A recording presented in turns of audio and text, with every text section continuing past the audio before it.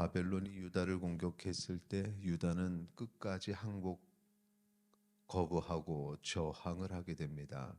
그래서 바벨론 군사는 그 성 옆에 흉벽을 세우죠. 그리고 1년 6개월이라는 시간 후에 함락됩니다. 그 1년 6개월이 참 괴로운 시간이었고요.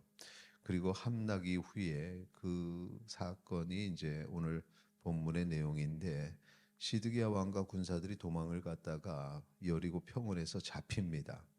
그리고 이 바벨론의 느부갓네살 왕은 시드기야 면전에서 그의 아들들 유다의 귀족들을 죽이게 되죠. 시드기야 왕도 두 눈을 잃습니다. 그렇게 사슬에 묶여 바벨론으로 끌려가는 장면이 오늘 7절에 또 기록이 되어 있습니다. 예루살렘 궁 집들 다 불타고 성벽도 허물어지고 유다의 빈민만 남고 또 포로로 다 끌려가게 되죠. 유대 백성들이 이렇게 시드기야와 함께 포로로 끌려간 반면에 시위대 뜰에 갇혀 있던 예레미야는 석방이 됩니다. 14절 우리 같이 읽겠습니다. 14절 말씀. 사람을 보내어 예레미야를 감옥들에서 데리고 사반의 손자 아이감의 아들 그다랴에게 넘겨서 그를 집으로 데려가게 하매 그가 백성 가운데에 사니라.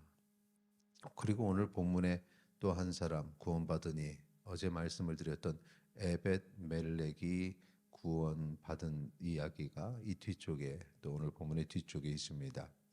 이 말씀을 정리해 보면은 하나님의 말씀에 순종하지 않고 그 경고의 말씀을 무시하던 이 시드기야 왕 결국에는 자신의 집과 나라와 신하들과 자녀들을 잃게 되는 고통을 당하게 됩니다.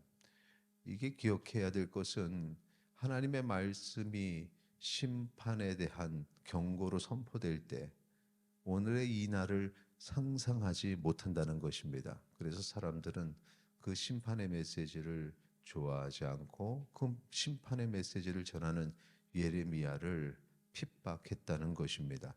그런데 그 날은 언젠가 이렇게 다가왔다라는 것입니다. 하나님의 말씀에 귀를 기울인 자, 그 말씀을 사람들이 싫어하고 핍박함에도 불구하고 선포했던 그 사명을 감당했던 자 예레미야, 그리고 그 말씀에 기울이고 또 예레미야를 사람들의 시선 속에서도 예레미야를 구명했던 그 운동을 했던 에벤 멜렉은 멸망의 순간에 그 구원의 은혜를 입은 것을 우리가 오늘 본문을 통해서 보게 되었습니다. 우리가 사는 세상도 영원할 수 없습니다. 언젠가 마지막 때를 만나게 됩니다. 어느 순간에 끝난다는 거죠. 그런데 그 때를 맞이하기 전에는 세상의 마지막 때 말세 주님이 오시는 그날 사람들은 그날을 느끼지 못하고 잘 깨닫지 못합니다. 그날에 대한 생각을 잊고 싶어 합니다. 생각하기를 원치 않습니다.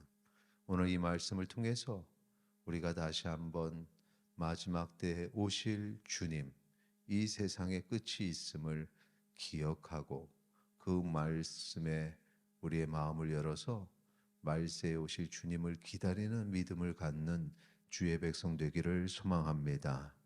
감사한 것은 우리는 그 말씀을 통해서 주님을 사모하고 기다리는 구원받은 자녀라는 것입니다. 이 구원의 확신을 가지고 살아갈 때 여러 가지 이 땅의 환난들 그것은 잠깐이고 그 후의 영광이 영원하다는 사실을 잊지 마시기 바랍니다. 그래서 오는 환난들 마지막 때를 생각하지 않는 그런 사람들의 비난과 그들이 주는 여러 가지 고난과 고통을 담대함으로 이겨내고 말씀을 붙잡고 끝까지 순종하여 신앙을 지켜 마지막 때 구원의 감격과 평안을 누리는 주의 백성 하나님의 자녀들 되시기를 축원합니다. 이 시간 함께 기도하겠습니다. 주님 오실 그날을 사모하며 기다리는 하루 되기를 원합니다. 함께 기도하시겠습니다.